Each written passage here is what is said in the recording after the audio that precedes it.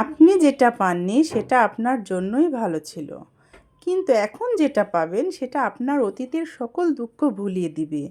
আমরা মন খারাপ করব না, কারণ আল্লাহ আমাদের থেকে ভালোটা নিয়ে সব সময় সেরাটা দিয়ে পুরস্কৃত করে।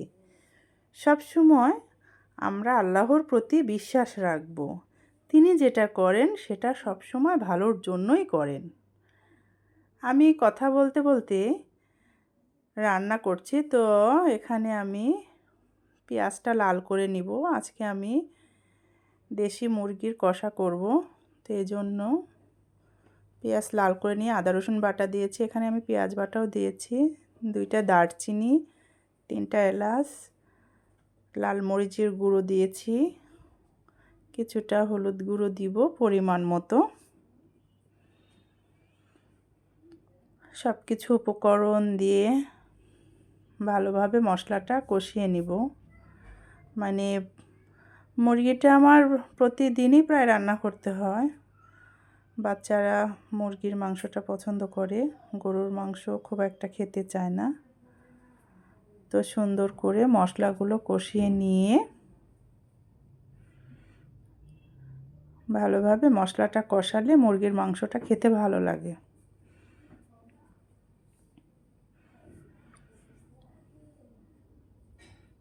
কথা বলতে বলতে আমার মশলাটা কষানো হয়ে যাচ্ছে। এদিকে আমি মাংসটা প্রসেস করে নিলাম, এদিকে সব কিছু গোছানো। রান্না করাটা যেমন তেমন গোছানোটাই মেন। সব কিছু গোছগাছ করে নিলে রান্না অল্প সময়ে হয়ে যায় আমাদের। আমি আরেকটু পানি দিয়ে দিলাম, দিয়ে আরেকটু নাড়াচাড়া করে মাংস কষানো হলে, মুরগির মাংস রান্না করতে অনেক অল্প সময়ে হয়ে যায়। আপনারা সবাই জীবনে একবার হলেও লা ইলাহা ইল্লাল্লাহু দাখালাল জান্নাহ জীবনে একবার বললে অনেক ফজিলতপূর্ণ। ছোট্ট কিছু কিছু আমল আছে, এতে অনেক নেকি। এটা আমরা রান্না করতে করতেও পারি, কুটা বাছা করতে করতেও পারি। তো মশলাটা কষানো হয়ে গেছে, এ পর্যায়ে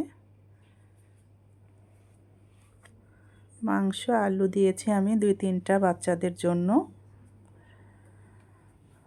ভালোভাবে কষিয়ে এটা আমি একটু কষানোই করব। তো যাই হোক, অনেক ছোট ছোট আমল আছে যেটাতে অনেক ফজিলত আছে। আমরা চেষ্টা করব যে কোনো কাজ করতে করতেই কিছু আমল আখিরাতের জন্য চেষ্টা করব।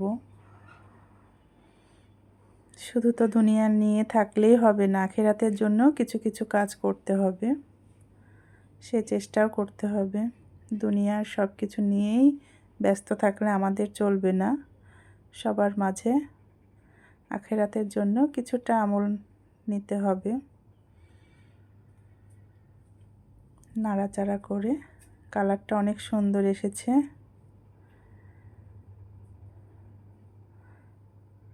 মরিচের গুঁড়ার কালারটা অনেক সুন্দর লাল লাল হয়েছে।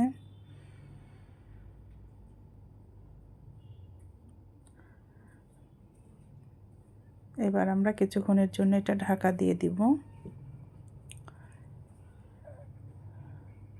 ঢাকা দিয়ে কিছুক্ষণের জন্য রেখে আবার পরে একটু নেড়ে চেড়ে দিব।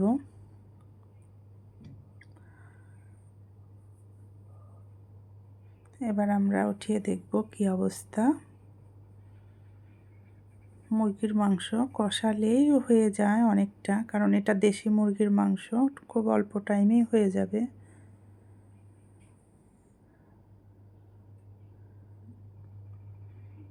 নাড়াচাড়া করে ভালোভাবে আমি এখানে কিছুটা পানি অ্যাড করে দিব।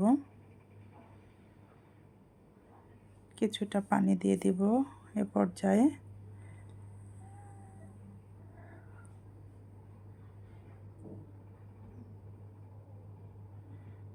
এবার পানি দিয়ে নাড়াচাড়া করে কিছুক্ষণের জন্য ঢাকা দিয়ে দিব।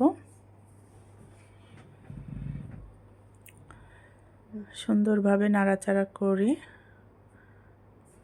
কালারটা কিন্তু অনেক সুন্দর হয়েছে, তাই না? মুরগির মাংস কার কার পছন্দ অবশ্যই কমেন্ট করে জানাবেন।